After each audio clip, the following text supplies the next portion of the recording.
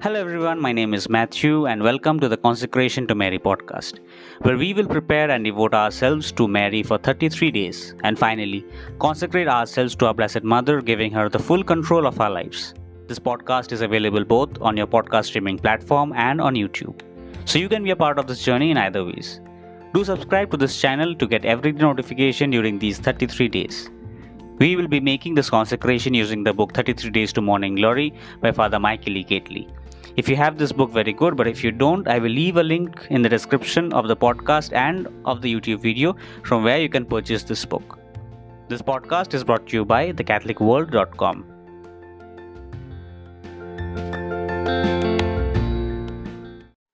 Hello everyone, welcome back once again, and today is day 8. Today we begin a new week with a new saint who will guide us and help us in this consecration journey. This week we will be focusing on the example and words of the 20th century apostle of Marian consecration, St Maximilian Kolbe. Kolbe knew well de Montfort's Marian teaching and spoke enthusiastically about it. In formulating his own expression of true devotion to Mary, he not only deepened several of de Montfort's insights, but added many new ideas from his own contemplation of the mystery of Mary. Before we turn to his Marian teaching, let us first get to know the man. And for those who are new to this podcast, let me tell you that we have already done the first week of our preparation towards our Marian consecration with the help of Saint Louis de Montfort by referring to the book 33 Days to Morning Glory by Father Michael E. Gately, the link of which is mentioned in the description. So, let's begin day 8. Who are you, St. Maximilian Kolbe? Who are you, St. Maximilian Kolbe? If we were to ask the saint this question in an interview, we might be disappointed, at least initially.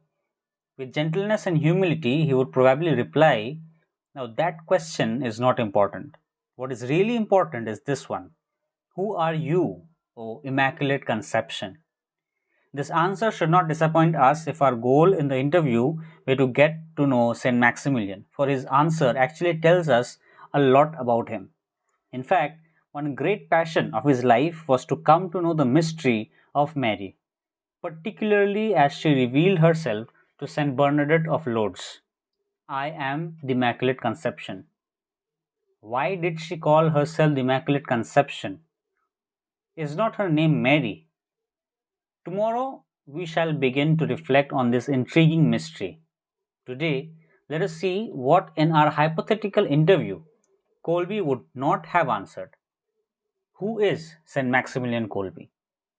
He is known by many titles: Martyr of Charity, the Saint of Auschwitz, founder of the Militia Immaculata, Apostle of Mary, and the patron saint of the 20th century.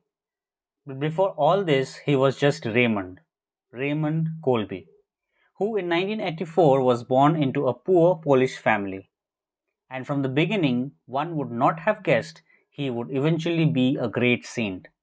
In fact, one day, his mother was so frustrated with his behavior that she yelled at him in exasperation, "Raymond, what will become of you?" This shook the boy to the core. Filled with grief, he immediately turned to the Mother of God, asking her, "What will become of me?" Then he went to a church and repeated this question. The future saint recounted what happened next. Then the Virgin Mother appeared to me holding in her hand 2 crowns, one white and one red. She looked at me with love and she asked me if I would like to have them. The white meant that I would remain pure, and red that I would be a martyr. I answered yes, I wanted them. Then the Virgin looked at me tenderly and disappeared. The white crown of purity came first. Raymond confirmed himself in it when, as Brother Maximilian, he professed religious vows, one of which was chastity. But his purity was not just of the body, for there is another kind of purity, purity of intention. A person practices purity of intention when he directs his thoughts and words and actions not to himself or another creature but to a divine purpose or mission, and ultimately to God. Perhaps because of his natural intensity and passion, Kolbe felt a particularly strong desire to give himself to a specific mission or goal. one of his classmates in the minor seminary, relates. He often said that he desired to consecrate his entire life to a great idea. Kolbe's great idea eventually crystallized into what he called the Militia Immaculata, which he started in 1917 with six of his fellow seminarians. The MI, as they call it, truly was a great idea, at least in the sense of its ambition. Its goal was nothing less than to bring the world to God through Christ under the generalship of Mary Immaculate, and to do so as quickly as possible.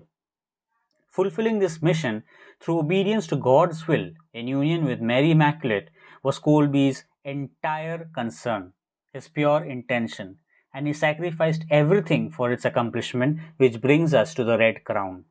In 1941, after decades of incredibly fruitful apostolic labors in Poland and Japan, Kolbe was arrested by the Gestapo and sent to the Auschwitz concentration camp. Before his arrest, his brother Franciscans had pleaded with him to go into hiding. He said he was grateful for their loving hearts but could not follow their advice. Later, he explained why. I have a mission. The Immaculata has a mission to fulfill. That mission was accomplished on the eve of the feast of Mary's Assumption into heaven, when, after having volunteered to take the place of a prisoner condemned to starvation, the impatient Nazis finished Kolbe off with a lethal injection. Thus, St. Maximilian died a martyr of charity and received his second crown from his Immaculata. Today's prayer: Come, Holy Spirit living in Mary, make me pure in body and spirit, and help me to die to myself.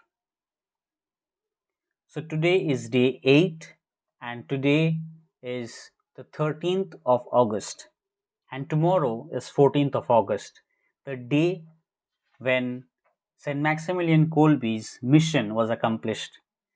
So, those who are here with me today, thank you for being with us, for joining the podcast, and thank you for joining in this journey, especially of consecrating ourselves and our family to our Blessed Mother.